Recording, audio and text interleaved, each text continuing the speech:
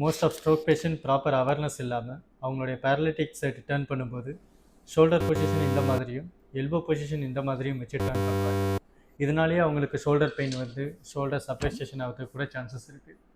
வலி இல்லாமல் ஈஸியாக டர்ன் பண்ணுறதுக்கு சேஃப்டி மெத்தட் ஒன்று சொல்லித்தரேன், அதை ஃபாலோ பண்ணிக்கோங்க.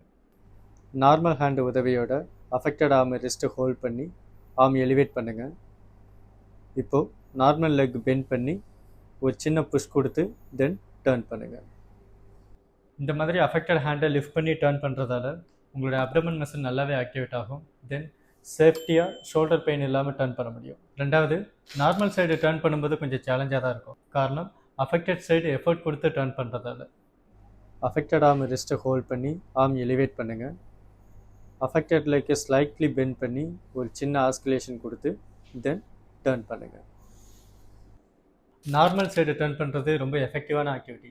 இந்த ஆக்டிவிட்டினால லெக் மோட்டார் கண்ட்ரோல் நல்லாவே இன்க்ரீஸ் ஆகும், ட்ரங்க் கண்ட்ரோல் நல்லாவே இன்க்ரீஸ் ஆகும், தென் மூவ்மெண்ட் நல்லாவே சென்ஸ் பண்ண முடியும்.